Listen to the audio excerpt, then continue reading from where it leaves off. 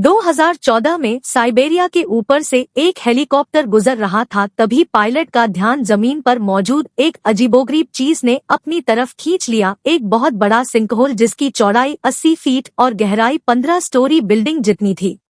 Pilot ने sinkhole के करीब 24 चक्कर लगाए, चंद फोटोज कैप्चर की और फिर वहां से चला गया।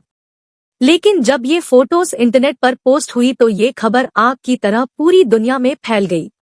कई साइंटिस्ट, जियोलॉजिस्ट और आर्किक रिसर्चर्स ने आज से पहले इतना बड़ा सिंकहोल कभी नहीं देखा था, और वो भी जो रातों रात बन गया हो। इसका वॉल्यूम इतना ज्यादा है कि इसमें 10 ओलंपिक साइज के स्विमिंग पूल्स का पानी भी आसानी से भरा जा सकता है। पर यह अचानक बना कैसे, ये एक्सप्लेन करना फिलहाल किसी के बस की बात नहीं थी, एटलीस्ट यह फोटोज देखकर तो बिल्कुल नहीं। स्टोरी स्फीयर की वीडियो में एक बार फिर से स्वागत। रशिया के नॉर्थ में वाकई साइबेरिया का ये हिस्सा यमल पेनिनसुला कहलाता है। यहाँ एक्सट्रीम कंडीशंस की वजह से आबादी न होने के बराबर है। पूरे यमल पेनिनसुला में सिर्फ चंद हजार खानाबदोश रहते हैं, और उनकी लैंग्वेज यमल का मतलब है जमीन का आखिरी हिस्सा। यमल के इस सिंक होल की खबर के बाद आर्कटिक जियोलॉजिस्ट ने यहाँ का रुख करना शुरू किया। वैसे तो दुनिया में पहले भी कई बार सिंक होल्स बने हैं, और कई तो शहरों के बीच में भी नमूदार हो चुके हैं। कभी गाड़ियां निकलते देखे जाते हैं, तो कभी कभी पूरे के पूरे घर। ये सिंक होल्स ज्यादातर पानी के बहाव की वजह से बनते हैं, क्योंकि पानी नीचे की जमीन को कमजोर बना देता है। लेकिन जियोलॉजिस्ट का कहना है कि यमल का ये सिंकहोल किसी भी तरह से नॉर्मल नहीं लगता, क्योंकि नॉर्मल सिंकहोल का बॉर्डर फ्लैट होता है, ना के उभरा हुआ, और जैसा कि नॉर्मल सिंकहोल हिस्से को अंदर निकल लेता है, यानी उसके अंदर से बाहर कुछ नहीं निकलता, बल्कि इस सिंकहोल पर जब गौर किया गया तो इसकी एजेस भी उभरी हुई थी और इसका मलबा दूर दूर तक फैला हुआ था। पत्थरों के टुकड़े 200 से लेकर 900 मीटर के रेडियस तक फैले हुए पाए गए। इस तरह का मलबा वहीं देखने को मिलता है जहां कोई एस्टेरॉयड आकर गिरा हो, पर रिसर्चर्स को सिंकहोल के अंदर किसी एस्टेरॉयड के टकराने का कोई भी एविडेंस नहीं मिला। संस्थानों का ख्याल है कि ऐसा सिर्फ एक ही कंडीशन में हो सकता है, एक बहुत बड़ा कुदरत धमाका। नॉर्मली जमीन के अंदर उबलने वाला लावा इस किस्म के धमाके पैदा कर सकता है, पर अगर ये सच है तो सिंकहोल से बाहर निकलने वाला लावा या वोल्कानिक रॉक कहीं तो नजर आए। इस सिंकहोल के इर्द गिर्द पत्थर तो है, लेकिन इनका वोल्कानों से दूर दूर तक कोई रिलेशन नहीं बनता। फिर आखिर ग्रेटर जैसा दिखने वाला ये सिंकहोल बना तो बना कैसे? यह जानने के लिए इसके अंदर हवा, पानी और मिट्टी के कुछ सैंपल्स कलेक्ट किए गए, और इस बार संस्थान को एक दिलचस्प सुराग मिल ही गया। इन सभी सैंपल्स को जब टेस्ट किया गया तो इसमें एक चीज बहुत ज्यादा क्वांटिटी में पाई गई। मीथेन गैस खाना पकाने और गर्माइश के लिए इस्तेमाल होने वाली मीथेन एक नेचुरल गैस होती है, जो कि कार्बन और हाइड्रोजन के साथ मिलकर बनती है। अगर ये ज्यादा क्वांटिटी में हो तो हवा से मिलने पर इसमें फौरन आग भड़क पड़ती है। अब इस बात के काफी ज्यादा चांसेस थे कि ये सिंकहोल जमीन से निकलने वाली मीथेन गैस की वजह से था। ये मिस्ट्री अब साइंसदानों के लिए खत्म हो चुकी थी और उनका इस मामले की गहराई तक जाने में कोई इंटरेस्ट नहीं बचा था। पर इससे पहले कि वो ये जानते कि इतनी ज्यादा मीथेन गैस आई कहां से है, यमल पेनिनसुला पर ही 8 मस्जिद सिंकहोल्स बरामद हो गए। ये सारे सिंकहोल भी सेम उसी तरह के बने हुए थे कि जैसे यहाँ कोई धमाका हुआ हो। जब सैटेलाइट इमेजेस में देखा गया तो मालूम पड़ा कि 2014 के बाद यहाँ एक के बाद एक सिंकहोल्स बनते जा रहे हैं। तेजी से बनने वाले सिंकहोल आखिर किस चीज का इशारा दे रहे थे, साइंसदान ये जानने के लिए अब फिक्रमंद होने लगे। लेकिन इससे भी ज्यादा बेचैन करने वाली चीज ये थी कि इन तमाम सिंकहोल का क्लाइमेट चेंज के साथ बहुत बड़ा कनेक्शन था। 2014 में यहाँ सबसे पहला सिंकहोल बना था, और उसके अगले ही साल साइबेरिया में रिकॉर्ड हाई टेम्परेचर नोट किया गया, और बाकी तमाम सिंकहोल भी इसी हाई टेम्परेचर के दौरान ही बने थे। 19वीं सदी की शुरुआत से लेकर आज तक पूरी दुनिया का एवरेज टेम्परेचर 1 डिग्री सेल्सियस तक बढ़ा है, लेकिन आर्कटिक सर्कल में टेम्परेचर बढ़ाने की स्पीड डबल है।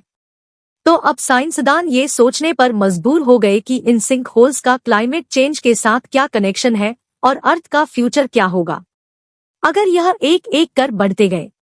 एक तरफ यमल पेनिनसुला पर गहरी रिसर्च चल रही थी तो दूसरी तरफ यमल से बहुत दूर आर्कटिक सर्कल में ही साइंसदानों की एक दूसरी टीम को कुछ अनोखा देखने को मिला, जो शायद यमल के सिंकहल की पहेली को सुलझाने की सबसे कड़ी थी। अलास्का के नॉर्थ वेस्ट कोस्ट के करीब इजी लेक है, जो लोकल्स के मुताबिक कुछ महीना से बहुत ऑड बिहेव कर रही है। इजी लेक के अंदर से बबल्स निकल रहे हैं जैसा कि पानी बॉयल हो रहा हो। इस मिस्ट्री की खोज में साइंसदानों की एक टीम यहां पर आ पहुंची। इन बबल्स के सैंपल्स लिए गए तो मालूम पड़ा कि ये भी मीथेन गैस के बबल्स हैं।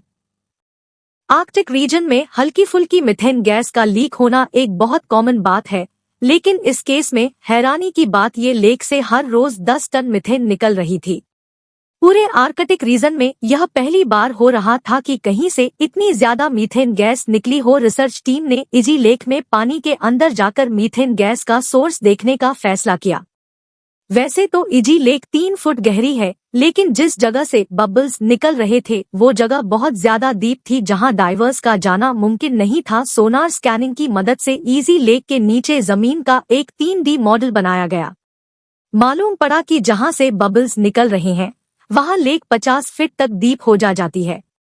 एक तरफ यमल में सिंकहोल्स होके बनने की वजह मीथेन गैस ही बताई जा रही थी, दूसरी तरफ ईएसआई लेक के नीचे से भी बहुत ज्यादा क्वांटिटी में मीथेन गैस लीक हो रही थी। ये दोनों लोकेशंस आर्कटिक सर्कल में ही आती है। और तो और इन दोनों के बीच में एक चीज और भी कॉमन है, वो कि ये दोनों लोकेशंस जमीन की ऐसी किस्म के ऊपर मौजूद है जिसको परमाफ्रॉस्ट कहा जाता है। परमाफ्रॉस्ट उस किस्म की जमीन को कहते हैं जो अंदर से पूरी तरह से फ्रोजन हो, जमी हुई हो। ये बहुत बड़े एरिया पर फैली हुई जमीन है जिसमें रूसिया, कनाडा और अलास्का का काफी हिस्सा शामिल है। रिसेंट रिसर्च से मालूम पड़ा है कि आर्कटिक सर्कल में टेम्परेचर बढ़ने की वजह से परमाफ्रॉस्ट अब पिघलना शुरू हो गया है।